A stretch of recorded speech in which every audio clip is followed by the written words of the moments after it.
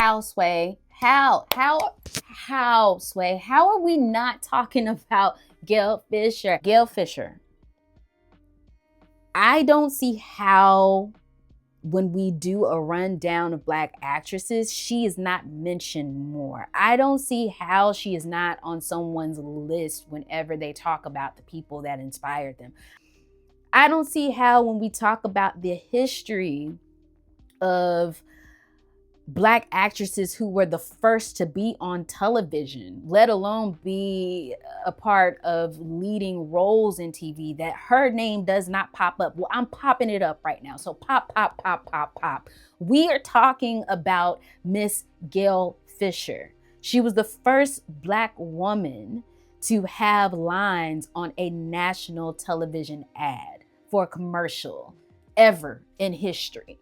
She was one of the first Black women to ever have such a significant role as a main character on a television show that was not a domestic. That was major for Black people in the late 60s. I mean, come on. She was the first Black woman to win multiple awards, including the Emmys and the Golden Globes. And I don't know why we're not talking about this woman. I don't know why you're not talking about this woman. But today, I'm going to talk about her, and hopefully you talk about her more, and we bring the legacy of this pioneering artist to life. So this is a story of the magnificently talented, beautiful, esteemed, the late, great Miss Gail Fisher. In 5, 4, 3, 2. Welcome back, beautiful people, to Digging in the Crates, where we dust off TV screens and sweep the floorboards of stages to unveil and pay homage to the legends and trailblazers of television, film, and theater, shining a light on the melanated artists who helped to shape the culture, often without receiving the full flowers they so rightfully deserve. I'm Kendra Touche, or just Kendra, creator of the Melanated Archives and the Melanated Archives podcast. Welcome. Today, we're spotlighting a woman who broke down barriers, won awards, and made primetime television history as the first African-American woman to ever win both a Golden Globe and an Emmy award, the incomparable Miss Gail Fisher. Honestly, before I launched the Melanated Archives in early 2020, I hadn't even heard of this brilliant performer. And then I talked to my mama, whose name is also Gail. Shout out to you, mommy. And she was like, yeah, she was a brilliant actress. I used to watch her all the time on this television show called Mannix. And then I had to look up Mannix. And then I found out all these great things about this woman. And I was like, wait, hold on a minute. She was a really great actress. Why don't I know about her? I mean, I like to study really great actresses. So that's why we're talking about her today. I hear people like Diane Carroll, some of the other first on television screens like Denise Nicholas or Nichelle Nichols. But the name Gail Fisher oftentimes gets lost. Then I stumbled across a 1960 short film called The New Girl, starring a young actress named Gail Fisher, playing the only Black girl at an all-white corporate office. Now, her performance was so modern and so nuanced, so alive, that I was completely taken aback. I wasn't expecting such a lively and fresh, exciting viewing experience from a film made over 60 years ago. But that's exactly what great acting does. It stays the course of time. And throughout the 60s and the 70s, in an era where actors leaned into more subtleties, I think Fisher's full voice and presence and beauty, it commanded attention, and attention is exactly what she got. Gail Fisher was born on August 18th, 1935 in Orange, New Jersey. Now, she was a true Leo through and through. The youngest of 5 children, her life was no crystal stair. Her father passed away when she was just 2 years old, and her mother, in true Black woman fashion, had to support the family. and she supported the family by running a hair salon out of their home. Now, luckily, beauty was on Gail's side. I mean, as a kid, she was adorable, and as she grew older, that cuteness blossomed into a stunning beauty. And by her teenage years, Gail was turning heads, winning beauty pageant after beauty pageant. Titles like Miss Transit, Miss Black New Jersey, Miss Essex County Fair. She even became the first Black semifinalist in the New Jersey State Fair Beauty Contest. I mean, you can look at pictures. The girl was like fire. She was fire, y'all. But it was actually a Coca-Cola sponsored competition that really changed her life. Gail won a full scholarship to the American Academy of Dramatic Arts in New York City. And that's where the acting bug hit her very hard. She studied with legends like Lee Strasberg, Elia Kazan, and Herbert Blau. Now, if you don't realize how serious that type of training is, just understand this. This was real craft, not just her reading lines or looking cute. Fisher was learning the artistry and the discipline of acting at the highest level. I mean, like up here type of level. Now, she later became the first Black actor accepted into the Lincoln Center Repertory Theater. And soon after, television came a knocking like they always do. Now, in the early 60s, she made history once again, starring in a national commercial for all detergent. That's right, the detergent that's right underneath your sink right now. She starred in that commercial, and she became the first Black person ever to deliver lines in a national TV ad. Now, let's just pause for a second there, because imagine being the only Black person on that set. You were representing and probably feeling the entire responsibility of an entire group of people who had long been invisible in media. I'm sure that she felt both a lot of pride, probably a lot of pressure, and the history that was being made that day. I can only imagine the whirlwind of emotions that she felt at that time. But those types of days and events were just getting started for her, because she was about to make history once again. And in 1968, Gail landed the role of Peggy Fair. Now, she was the secretary to private detective Joe Mannix on CBS's hit detective series, Mannix. The character of Peggy was groundbreaking because it was one of the very first times that you saw such a layered Black character represented on the small screen. Up until that point, Black leading women were mostly seen in domestic type of roles. And very rarely did you get to see an educated individual or people that didn't have to scrub floors for a living. The role of Peggy Fair wasn't just a secretary. She was also a widow. She was a mother.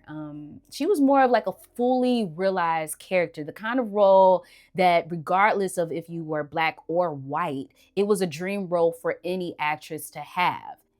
Interestingly enough, the role wasn't necessarily written for a Black woman, but Gail Fisher, she booked it, honey, and the rest is history, literally. So let's take a beat here and put some things into context and talk about some of the other Black women who were either leading shows or part of the main cast on primetime television in 1968. And that was, once again, the year that Gail Fisher started her first season on Mannix. First, there was Diahann Carroll, who made history as the first African-American woman to star as a leading character in a television series without playing a domestic role. Now, she starred in the NBC sitcom Julia, which many of us have seen before. If you haven't seen it, please go and do yourself a favor. Many of the episodes are here on YouTube. Then the following year, in 1969, Denise Nicholas, who we actually interviewed last season on the Melanated Archives podcast, so make sure that you go and check out that episode if you haven't already. That's my girl. Hey, Miss Nicholas. She joined the main cast of the ABC comedy drama series Room 222. And ironically, for a couple of years, you would often hear Gail Fisher's name mentioned right alongside Denise Nicholas's name, almost like clockwork. They were right in there together. And of course, there was Nichelle Nicholas, who just a few years earlier in 1966 broke ground as one of the first Black women to play a leading role on television, joining the cast of Star Trek. When you really step back and look at it, Gail Fisher was figuring things out in real time with very few examples to guide her.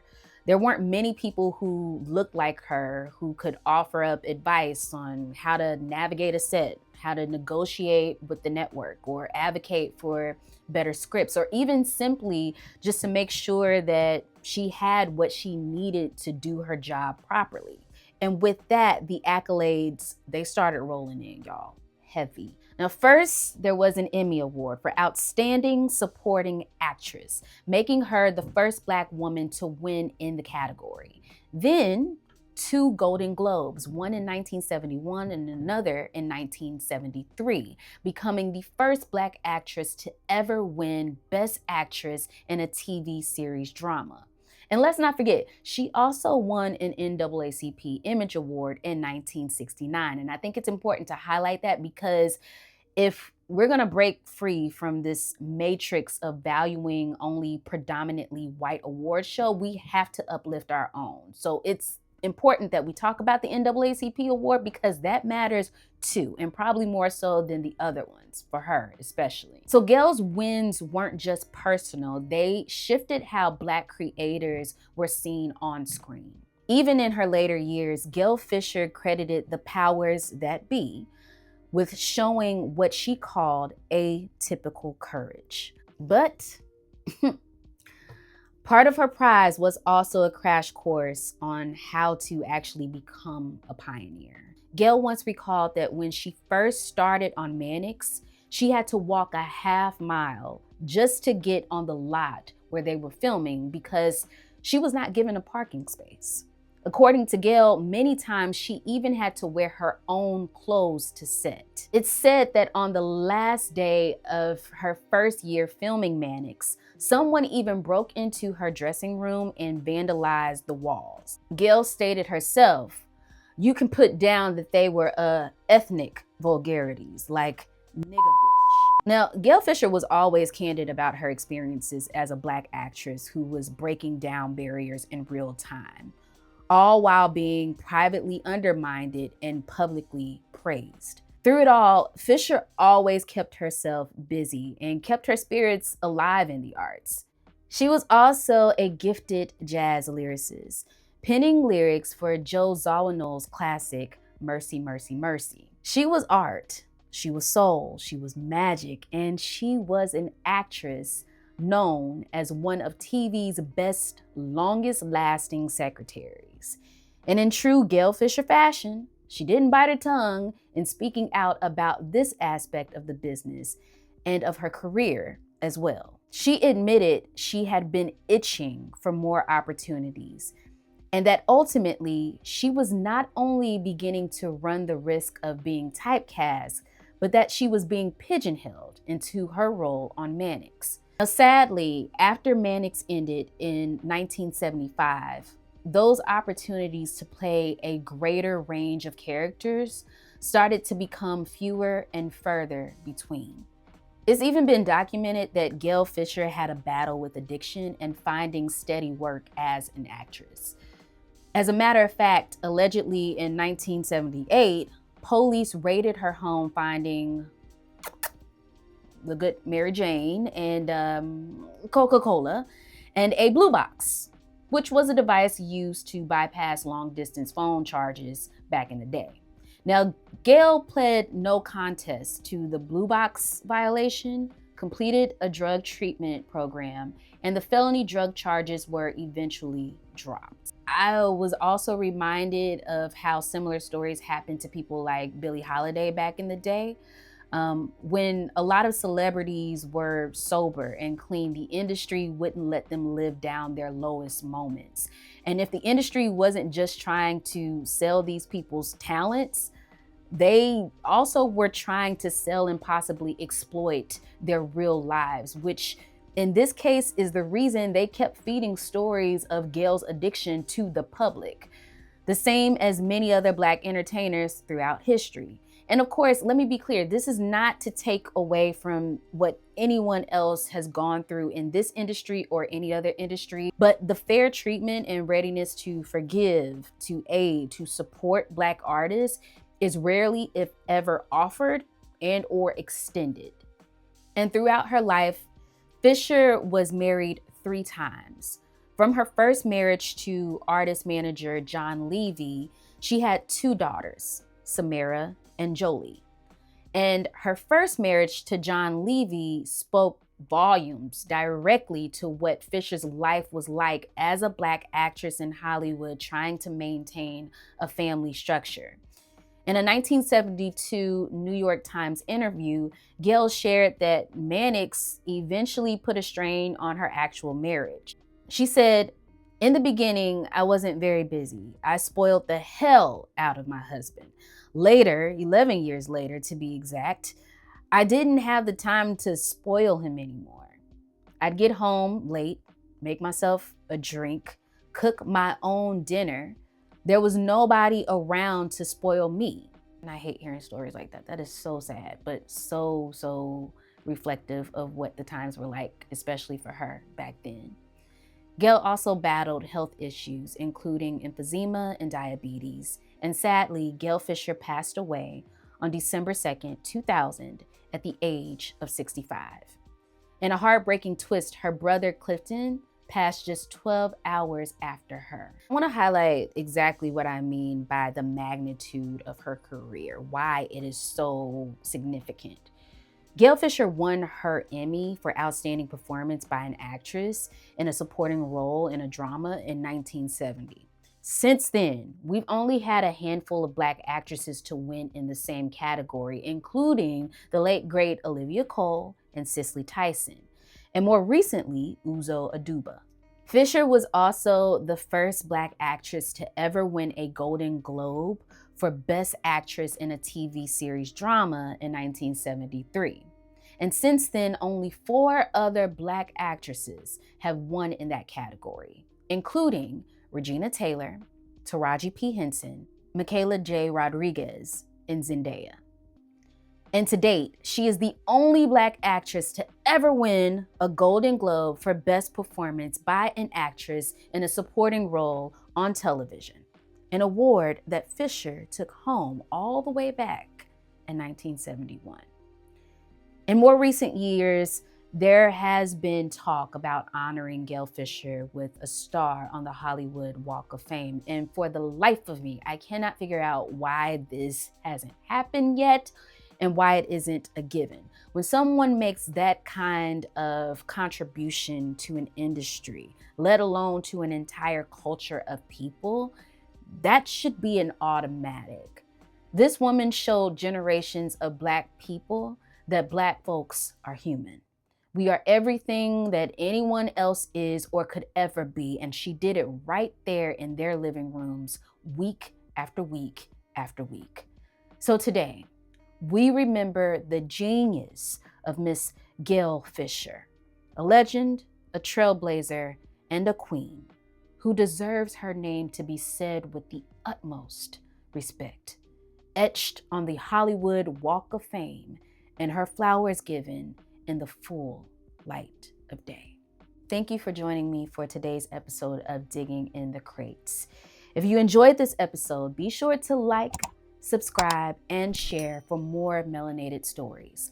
Follow the Melanated Archives on Instagram, TikTok, Facebook, and occasionally Threads, because let's be real, I'm barely posting on anything else on here. So let's just get rid of those other icons. Don't follow us there. Just follow us on the ones that I just mentioned. Check out season 1 and 2 of the Melanated Archives podcast. Link is in the description below. And remember, Melanated isn't just a skin color, it's also a mindset too. And as long as you can see in color, you have the power to take action and create a world that is fair, equal, and just for us all. Peace and blessings to y'all. I'll see you next time. Peace.